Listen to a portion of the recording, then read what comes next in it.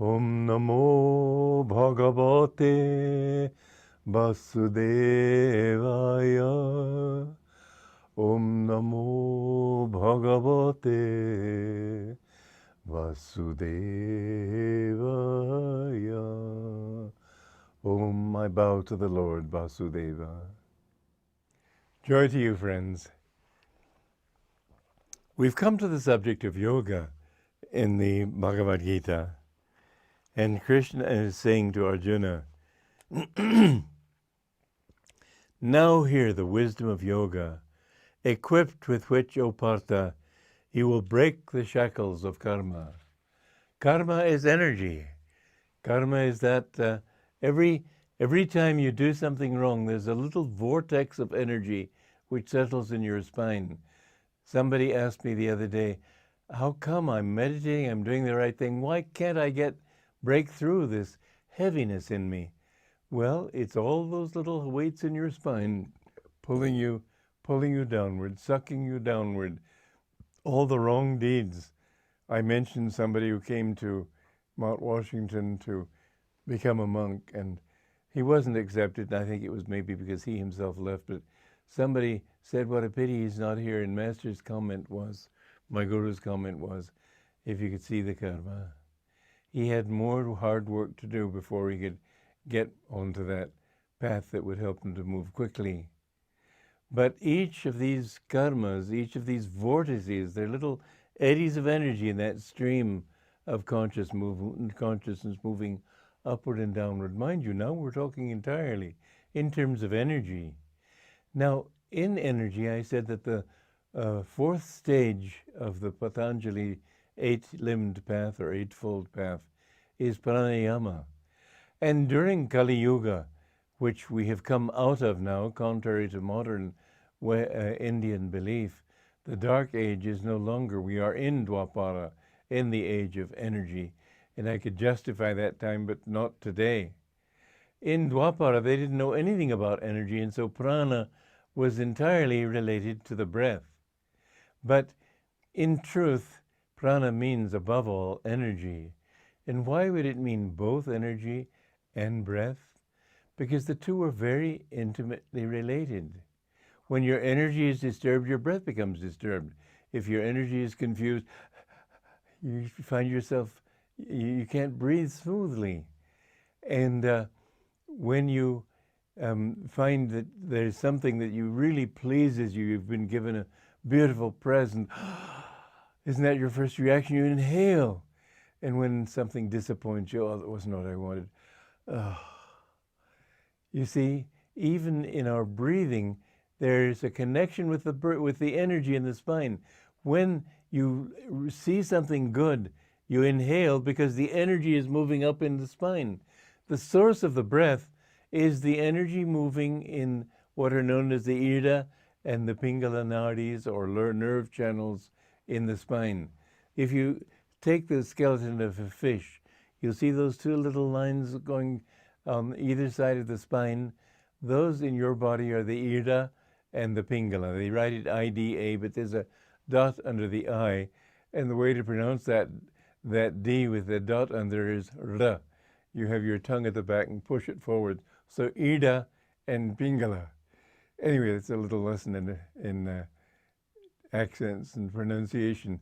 But the point is that the Ida channel that takes you upward is accompanied, even though it's elusive, it's your reactive process.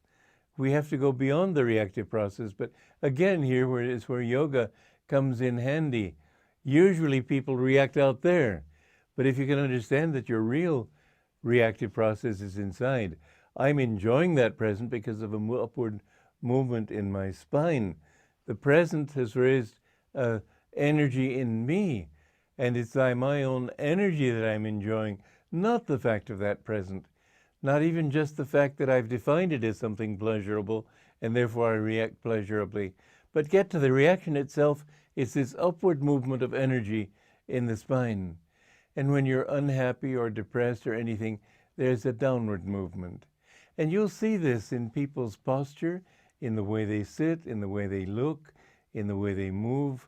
People who are happy all the time. It looks as if they're almost ready to dance, to fly. There's a lightness in their consciousness. And people who are unhappy, and their body sags forward, everything looks down, they're down, their eyes look down, their mouth turns down, everything, the energy moving downward in the spine is what's causing that downward movement. Now, obviously, I said that the energy flow is what is what accounts for the breath. Obviously, every time you inhale, it would be absurd to see people breathing. It would be absurd. But it is a truth that underlying your breathing, there is an inner energy that is going more upward or more downward.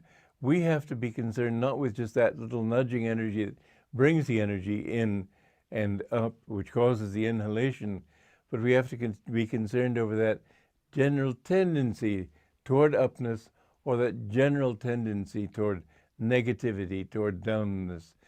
Positiveness, a positive attitude, or a negative attitude. These don't depend on the world outside you. They depend on you. Yogananda used to say if there are two negative people in a class, they'll always smell each other out. Well, we have to try to mix with positive people. The company that you keep has a very definite effect on you. You know, where there's a flow of energy, there's magnetism, a flow of magnetism. And this is true in electricity, and it is much more true even on a spiritual level. So people whose energy is basically up, they will emit a positive energy, and people will enjoy being with them. Or if their energy is down, people will feel pulled down by it. And mind you, negative people don't like being around positive people. They're sort of grumbling, oh, you're always seeing things in sentimental ways. This is reality. What is real? It depends on the way it affects you and your attitude, what you take of it. Things are neither positive nor negative. They are neutral. Every experience is neutral. The most glaring disappointment, failure, tragedy, if you can take it in the right way, it won't hurt you. But your reaction to life is what determines whether your life will be pleasing or displeasing. So the first thing we need to do is gain control over the breath. When the inhalation is stronger than the exhalation, then you will be more positive. What we want to do finally is balance the two. But when your exhalation is stronger, then it's negative. In sleep, the exhalation is 2 times as long as the inhalation. There's a whole science of breath. And in the end, what you find is that your breath being sucked out of your body and you go breathless, because that means that the energy has been drawn at the base of the spine into the deeper spine, the sushumna, and that is when the energy can rise in the spine toward the brain and bring you enlightenment. Mind you, this is a very universal but also very deep study, and I can't cover it easily in 10 minutes, but I can give you a little taste. And I think sometimes a little taste is perhaps the best way to get into a subject. So, joy to you.